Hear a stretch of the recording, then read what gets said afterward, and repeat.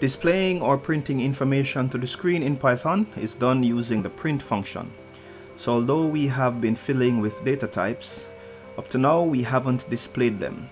So let's first try doing that using the variables we were experimenting with before. So here we have our x, y, z, and I variables, or integer, float, string, and boolean values. Save them to a file called gsum_python.py or whatever you want to save it as. .py files are the Python file type. So to show each of them on screen, we would use the print function, which is typing print with 2 brackets, and in order to print all 4, let's copy and paste this 4 times, and let's add x, y, z, and I, and save our file, hit run, and here we have it. The value for x, 3, the value for y, z, and I are all printed on the screen. We can also print variables without them being inside variables.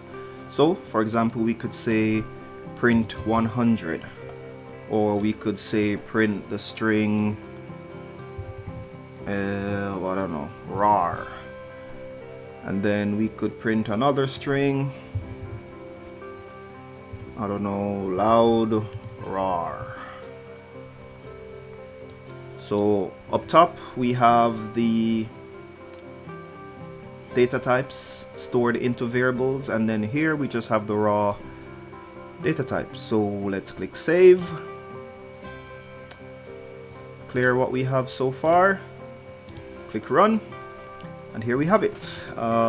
These are the prints of the x, y, z, and I, and then here we have our printouts of the integer 100 and the string roar and loud roar. Okay, so in the previous video I talked a little about the type function. So let's practice combining it with the print function to show the data type of a variable on screen. We do that by putting the type function within a print function. So let's backspace a bit and say we want to find out what type the x variable is. We do it like that. So let's save and run, and from the printout on screen we can see that the variable x is the integer type. Let's do it for all our test variables that we've used so far. So let's go with 4 more copy and paste, and we can say y, z, I, save, and if we run this again, we see the variables 3, 2.2 cube true, and then the integer, float, string, and boolean data types. Putting comments in your code is a way to make it more readable, allows the programmer to explain parts of the code to others who might read your code, like a teacher or a team member, and also can be used as a way to ignore batches of code you don't want to run. Looking at the code we have so far in our gsum_python.py file, let's put some comments in. To do so, we use the hash special character. So for example, up here we could say we are declaring variables, and below that we could say printing with and without variable names, maybe. So printing with variable names and without variable names. And then below that we could say, I don't know, printing variable type, using our type function. And then, yeah, let's save and then run. And we can see the information we had before, but the comments are ignored by the program. But a human reading your code, including yourself, can make sense, hopefully, of the code. But what if you want to make comments on multiple lines? We do that with triple quotes. Just remember that just like strings, stick with the type of quote you use and don't mix single and double quotes. So let's go back to the top of our save the file and test it out.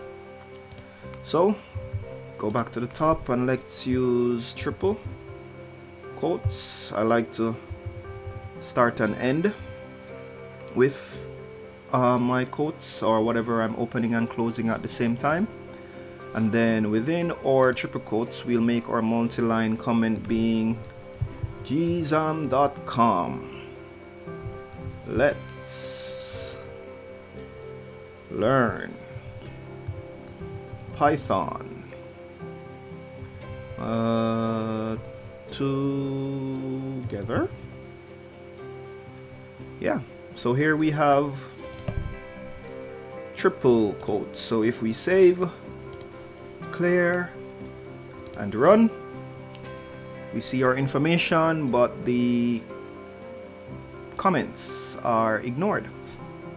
So let's recap.